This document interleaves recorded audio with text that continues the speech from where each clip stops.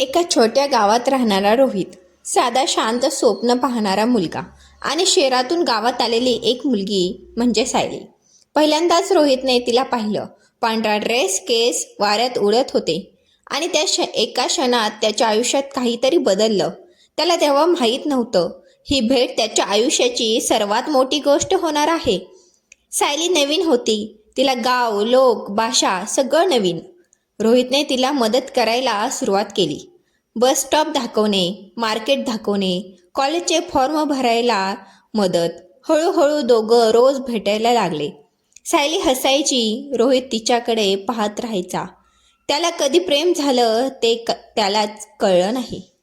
एक दिवस पावसात सायली छत्री विसरली होती.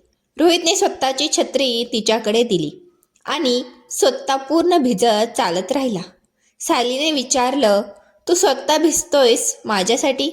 रोहित फक्त हसला. त्या दिवशी पहिल्यांदा सायलीच्या मनातही काहीतरी उमटलं. दोघं फोनवर बोलायला लागले. रोज मेसेज, रोज भेट. गावात सगळे म्हणायला लागले, दोघं एकमेकांसाठीच बनलेत. एक दिवस सायली अचानक शांत झाली. फोन उचलणं बंद, भेटणं बंद. रोहित घाबरला. तो तिच्या घरी गेला आणि तिथं त्याला कळलं, सायलीचं लग्न ठरलं होतं शहरात. रोहितच्या पायाखालची जमीनच सरकली.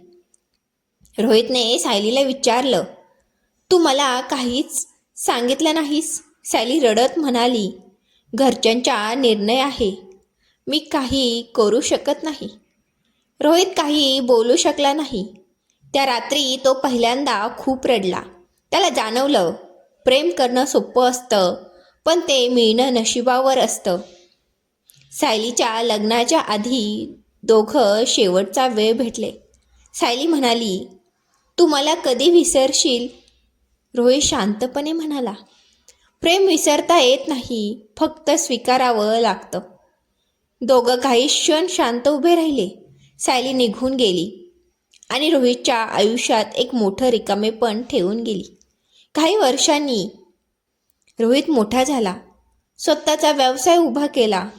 पण अजूनही पावसात उभा राहिला की त्याला सायली आठवते.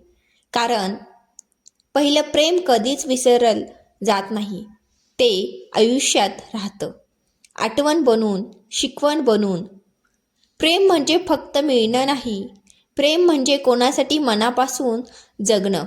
कधी कधी काही लोक आयुष्यात येतात फक्त आपल्याला मजबूत बनवण्यासाठी.